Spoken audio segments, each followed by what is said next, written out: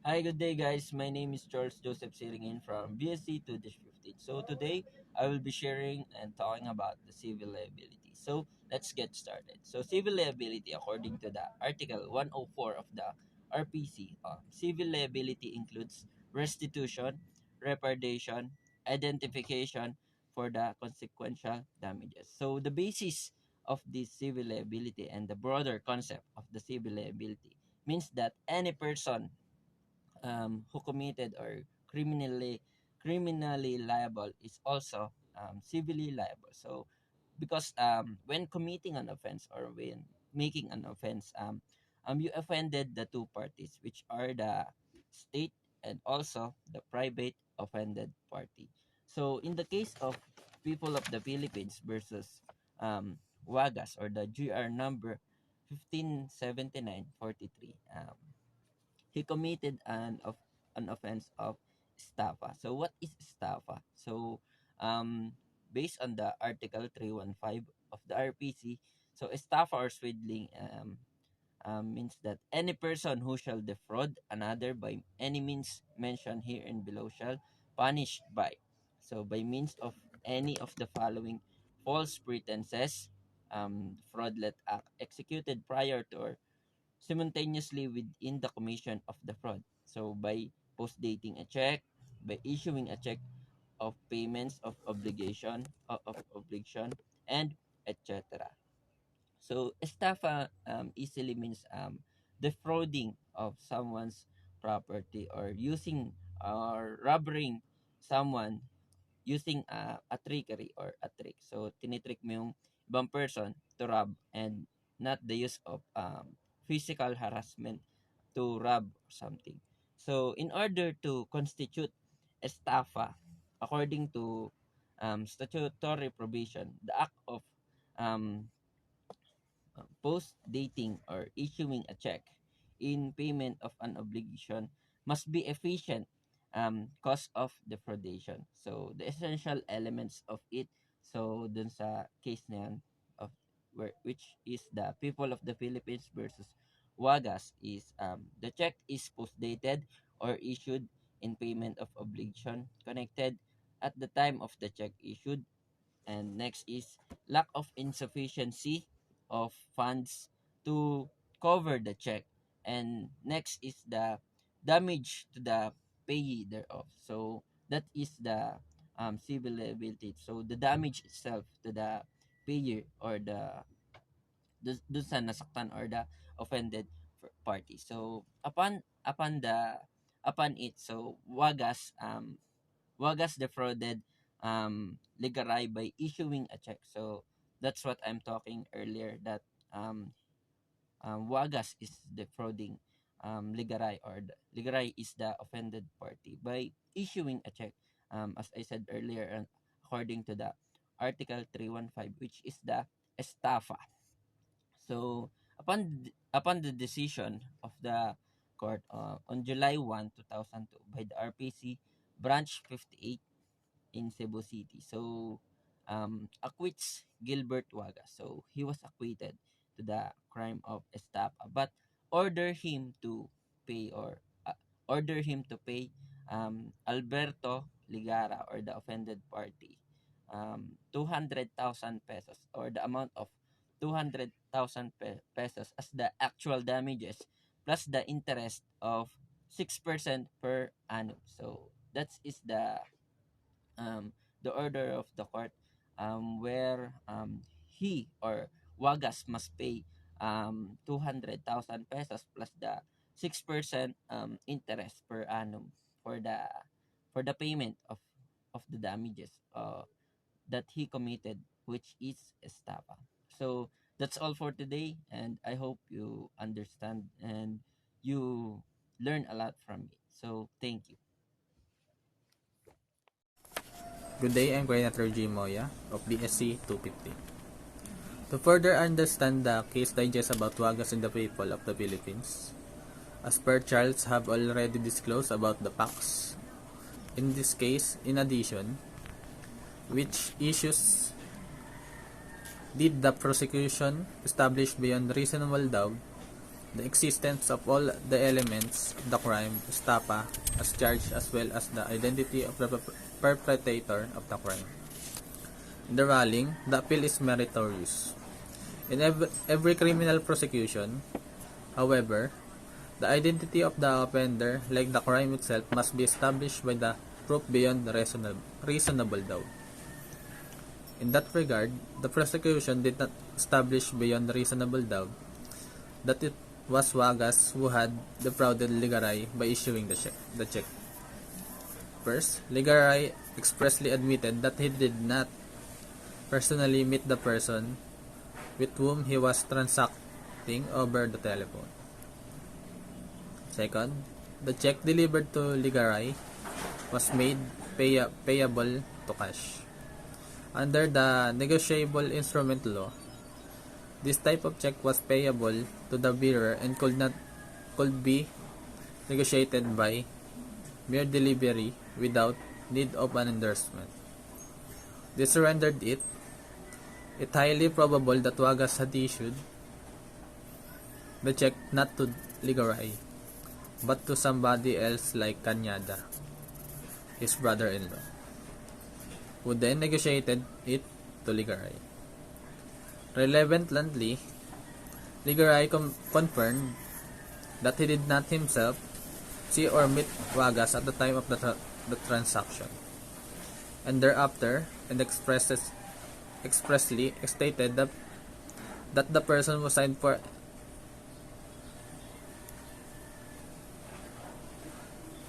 received the stock of rice was Cañada. It bears stressing that the accused to be guilty of estafa as charged must be used the check in order to defraud the complainant. Third, Ligaray admitted that it was Cañada who received the rice from him and who delivered the check on him. Finally, Ligaray declaration that it was Wagas who had transacted him with over the telephone was not reliable because he did not explain how he determined that the person with whom he had telephone conversation with was really Wagas, whom he did not yet met or known before.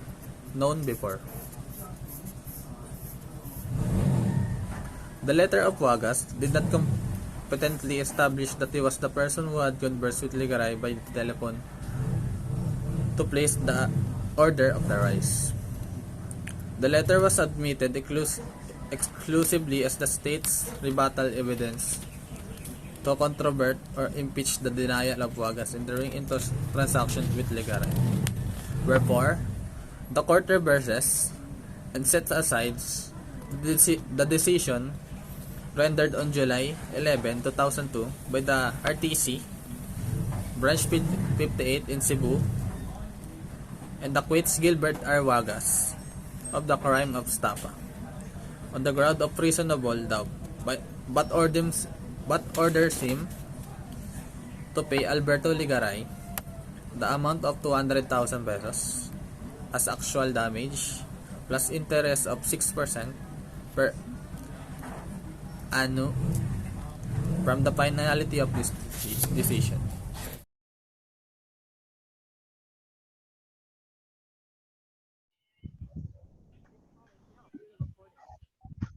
The ruling of the court, a violent death, invariability, and necessarily brings about emotional pain and anguish on the part of the victim's family. It is inherently human to suffer sorrow, torment, pain, and anger when a loved one becomes the victim of a violent or brutal killing.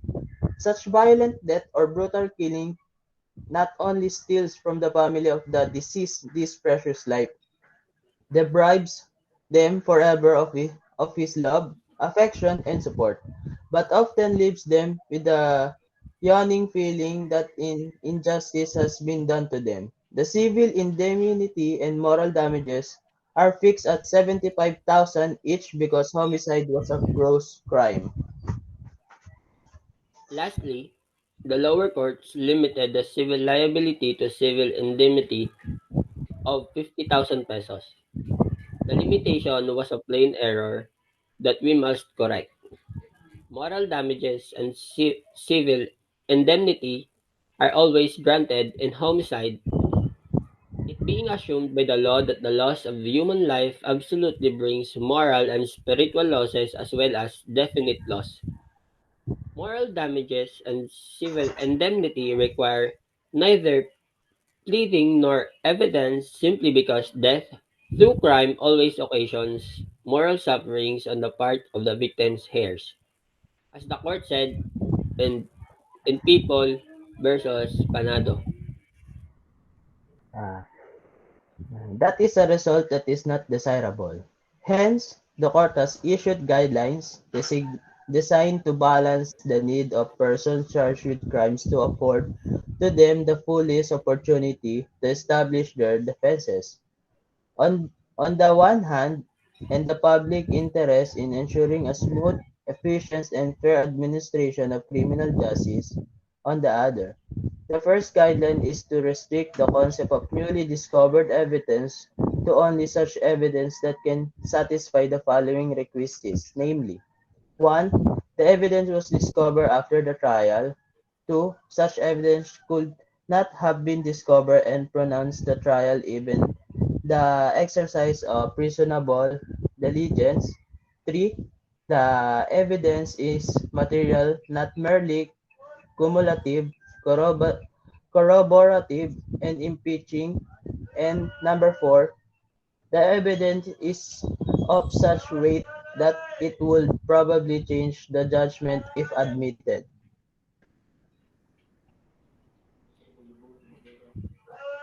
We, ag- we agree with the state that the proposed evidence of the petitioner was not newly discovered because the first two requisites were not present. The petitioner, by his exercise of reasonable diligence, could have sooner discovered, easily produced the proposed evidence during the trial by obtaining a certified copy of the police blotter that contained the alleged res gestae declaration of Licap and the relevant documents and testimonies of the other key witnesses to substantiate his denial of criminal responsibility. Thirdly, homicide is punished with reclusion temporal, taking the absence of any modifying circumstances into consideration. The regional trial court fixed the indeterminate penalty of 10 years and 1 day of prison mayor as minimum to 17 years and 4 months of the medium period of reclusion temporal as maximum. The Court of Appeals affirmed the penalty fixed by the regional trial court.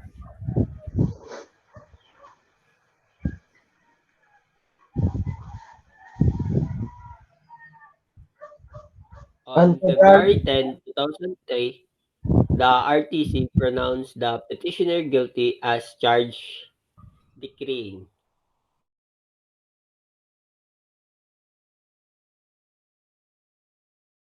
Republic of the Philippines Supreme Court, Manila, First Division. GR number 182794, September 8, 2014. People of the Philippines versus Bobby Belgar, accused appellant. Decision. Circumstantial evidence, if sufficient and competent, may warrant the conviction of the accused of rape. The case. Accused Bobby Belgar appeals the decision promulgated on August 31, 2007 by the Court of Appeals, affirming his conviction of rape by the Regional Trial Court or the RTC Branch 30 in San Jose, Camarines Sur, and imposing on him the penalty of reclusion perpetua. AAA is the victim, and the case was started on January 20, 2000 at about 8 p.m. AAA and her two sisters were sleeping in their house in Tiglaon, Camarines Sur when she was awakened because someone was touching her feet. She saw that it was Belgar, who was poking her neck with a knife. She resisted, but He warned her not to shout, or he would stab her and her sisters. He dragged her outside the house and brought her to a nearby tree, where he injected an unknown substance into her stomach. She fell unconscious afterwards. Upon regaining consciousness, she found herself naked and her vagina was aching and soaked with white and red substance. She put on her clothes and returned to the house. She attended school the next morning, and during her class, she broke a mirror and slashed her left wrist. Her teacher came to her and aid and had her threatened. While being threatened, she confided the rape to her teacher. She was thus brought to the municipal health office of Tigaon, Camarines Sur. Bellegarde denied raping AAA and interposed alibi, insisting that he was sleeping in his house in San Miguel, Tigaon, Camarines Sur at midnight of January 20, 2000, having gone to bed at 8 p.m. on the same date and waking up at 5 a.m. of the next day. That he did not leave the house in the period of time, and that it was his first time to see AAA when she identified him inside the municipal jail of Tigaon as the one who had raped her at midnight of January 20, 2000.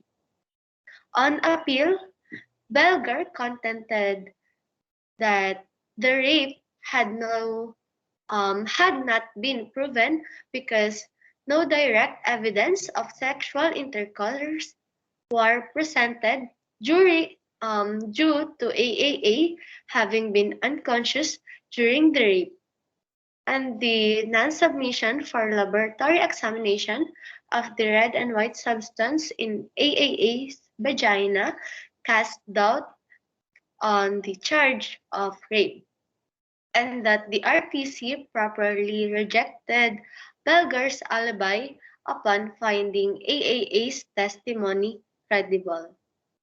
Facts about the people versus Belgar, extragenital findings, brownish discoloration of the skin at the anterior area of the distal portion of the left lower arm, genital examinations, multiple hymenal laceration old healed complete at 9 o'clock and 6 o'clock positions, and old healed partial lacerations at 3 o'clock and 12 o'clock positions, admits small finger yeast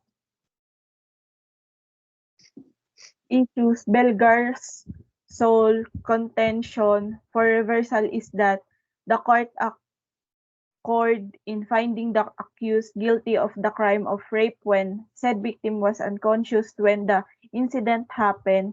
Belgar argues that the perpetrator was already gone when AAA regained consciousness, that she did not experience or feel the actual sexual intercourse, that she only jumped to the conclusion that she had been raped, and that it was the accused who had raped her, that there was no evidence showing that he had per- been the perpetrator, that the non-examination of white and red substance found in AAA vagina removed the proof of the possibility of the substance having come from a male organ, and that AAA did not properly identify the culprit. Ruling of the court, the appeal lacks merit. The information charged Belgar with rape committed through force, threat, or intimidation as defined under Article 266A 1A Revised Penal Code as amended by Republic Act Number 8353, to wit, Article 266A, rape and rape when and how committed. Rape is committed by a man who have common knowledge of a woman under any of the following circumstances: through force, threat, or intimidation.